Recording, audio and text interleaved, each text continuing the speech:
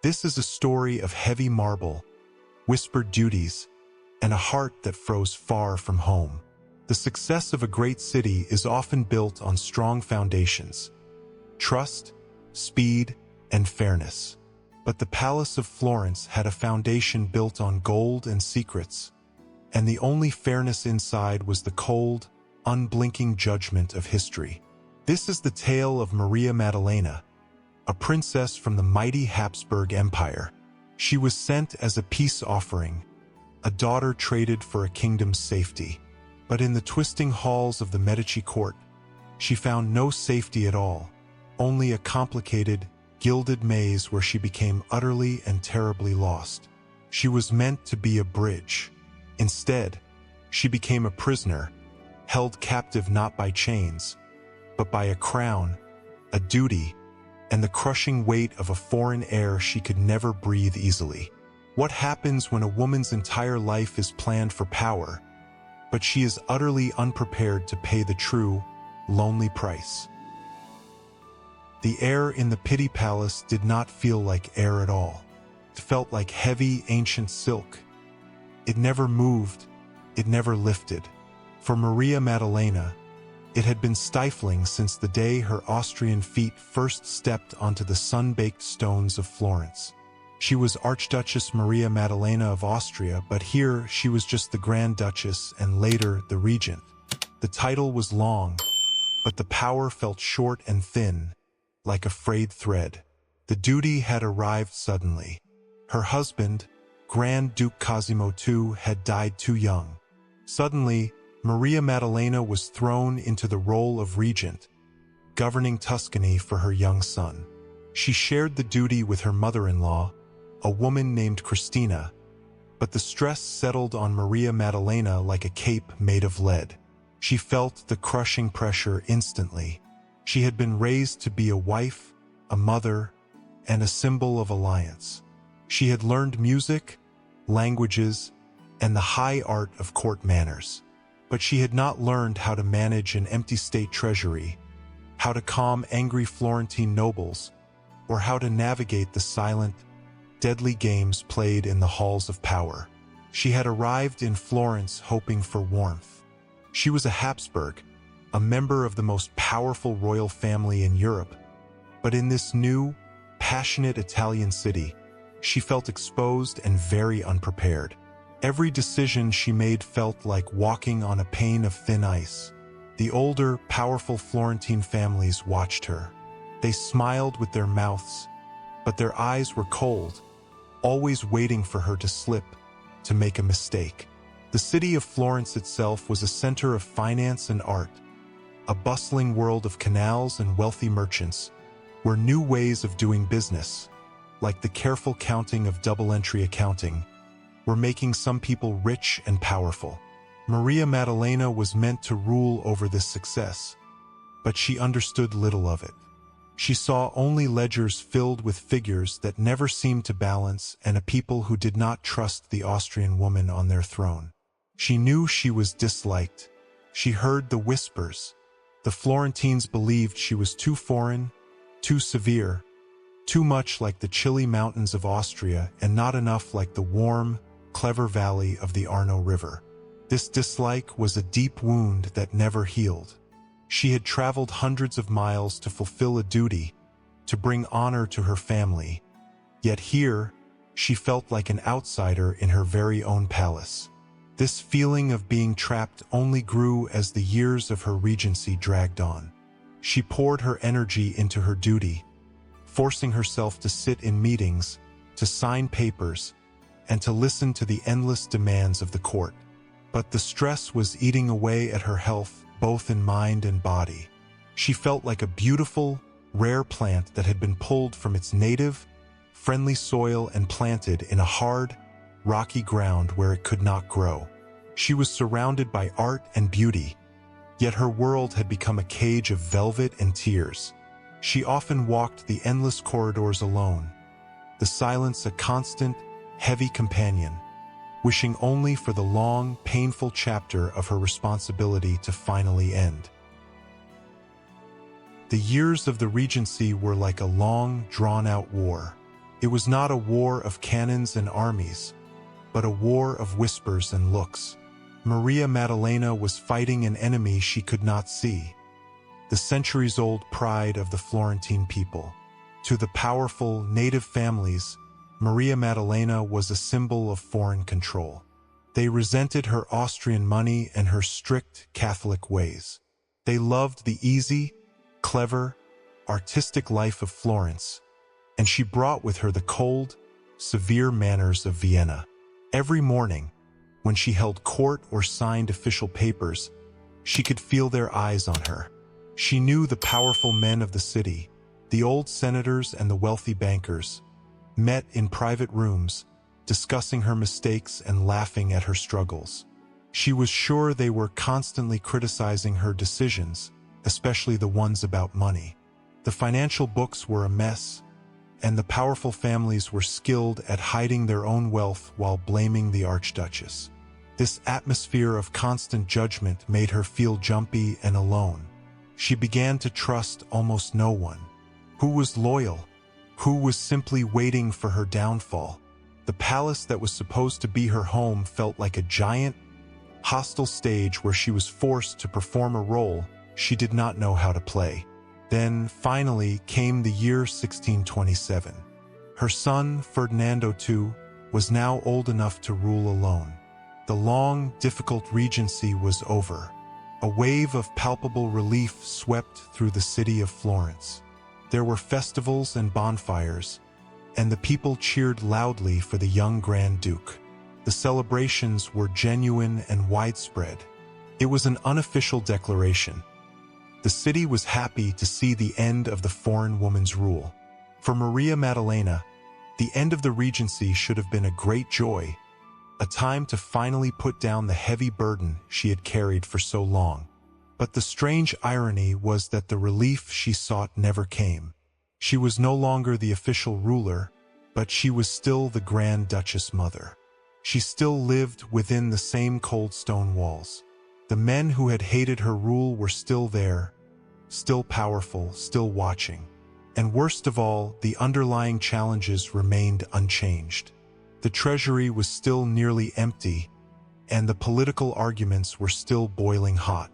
She had lost her power, but she had not escaped the problems. In fact, her position now was even more confusing. When she was regent, she was powerful even if she was hated. Now, she was just a guest in her son's house, an outsider with a powerful name but no formal job. The great palace, once her official responsibility, became a place where she felt even more isolated. The weight of the crown was gone, but the emptiness inside her soul was heavier than any jewel. She had paid for her duty with her happiness, and now even the duty was taken away, leaving her with only the solitary feeling of failure. When the official papers were signed and her son, Ferdinando II, was declared the sole ruler, Maria Maddalena should have felt light. She should have felt the sun on her face and the heavy chains of responsibility dropping to the marble floor. Instead, she felt a terrible kind of emptiness. It was an empty victory. She had fought the battle of the regency for years, facing down nobles and trying to manage a court that secretly wanted her gone. She had survived. But what had she won? She was still in Florence. She was still surrounded by the same people. And the problems she had failed to solve were still hanging over the Medici family. The most difficult challenge was the money. The Florentine treasury was still running on debt. The Grand Duchy was wealthy, yes, but the wars, the building projects, and the costly lifestyle of the court meant the ledgers were deep in the red. She had tried to fix it, but every effort was met with silent resistance from the powerful bankers who benefited from the confusion. Now, she had to watch her son inherit a broken financial system she couldn't mend. She tried to stay active. She attempted to guide Ferdinando, to share the lessons she had learned in her painful years as regent. But Ferdinando was young and wanted to prove himself. He wanted to be the Italian ruler that Florence craved. This meant that, often, he politely but firmly ignored his Austrian mother's advice. This separation hurt Maria Maddalena deeply. She realized that power was not something you simply inherited or held. It was something the people gave you. And the people of Florence had taken it back the moment her son came of age. She was left sitting in her elaborate rooms, surrounded by priceless art and beautiful furniture, but feeling intensely useless. What does a former ruler do? She had time now, but no purpose. She tried to dedicate herself to religious works and charity, pouring her energy into strict prayer and pious duties. But even this only seemed to deepen the distance between her and the relaxed, artistic Italian culture. To the Florentines, she seemed even colder, more rigid, and more foreign than before. She often remembered the powerful, unified court of the Habsburgs back in Austria. Their duty was clear and loyalty was expected. Here, in the winding, treacherous Medici maze, loyalty felt like a coin that could be exchanged for a better deal at any moment. She had spent a decade trying to straighten the maze's paths, but she only ended up getting more tangled in its complicated turns. She was meant to be the triumphant Grand Duchess mother, revered and consulted. Instead, she was just an aging woman in a massive palace, haunted by the knowledge that her best efforts had only resulted in public relief and the realization that she was still trapped, an outsider whose job was over, but whose lonely life was not. Maria Maddalena was not just any princess. She was born an Archduchess of Austria, a member of the powerful Habsburg family. This lineage was a heavy shadow that followed her everywhere, even into the bright sun of Florence. The Habsburgs ruled huge parts of Europe. Their palaces were massive, their power was unquestioned, and their faith was strict. Maria Maddalena was taught from birth that her life was not her own. It belonged to her family and to God. Duty was the highest word in her language. She brought this rigid, unbending idea of duty with her to Italy. In Vienna, life was structured, serious, and focused on maintaining the empire's power. In Florence, the Medici court was different. It loved festivals, elaborate parties, clever jokes, and the pursuit of beautiful art. Life here was about enjoying the moment, often with a lightness that Maria Maddalena simply could not understand. This cultural gap was enormous. When she tried to establish strict Austrian court rules, the Florentine nobles saw her as cold and overly serious. When she saw them spending vast sums on masks and banquets while the state was in debt, she saw irresponsibility. They were always playing, she thought, while she was still fighting a losing battle. As her political power disappeared after 1627, Maria Maddalena clung even tighter to her Austrian identity and her deep Catholic faith. For her, this devotion was not just about praying. It was a way of life, a form of strength. She tried to make the court more religious, inviting priests and supporting strict religious orders. But this just added to the criticism. To the Florentines, she was trying to force Austrian piety onto their easygoing culture. The distance between her and the people only grew wider. She was surrounded by the paintings of the Renaissance, masterpieces of light and human warmth, yet she felt trapped in a cold, dark corner. Even her own children, who were now grown, seemed to be slipping away into the Italian world. They spoke Italian better than German. They understood the local customs and the subtle, complicated political dances. They were becoming true Medici rulers, and she was left behind, a towering, lonely figure, still whispering German prayers in a palace that only understood Italian. Maria Maddalena often felt as if the mighty Habsburg Empire was watching her from the distant mountains. She felt she had failed them. She had not managed the treasury well enough, and she had not secured Florence firmly enough for the Catholic cause. Her grand title had become nothing but a reminder of her failures and her profound solitude. She was a Habsburg shadow, unable to return to her homeland, and unable to ever truly belong in the new one. The years after 1627 were slow and heavy. Maria Maddalena was still the Grand Duchess Mother, a title that sounded important but held little real power. She watched as her son firmly took control, guided by his own Italian advisors. She became an extra figure in her own family's home. The stress that had built up during her regency never truly left her. It settled in her bones, making her tired, often sick, and heavy-hearted.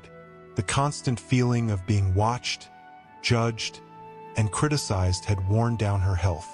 She was a woman who had fought a long battle and was now suffering from the deep wounds. Even though the fighting was over, the Pitti Palace was massive.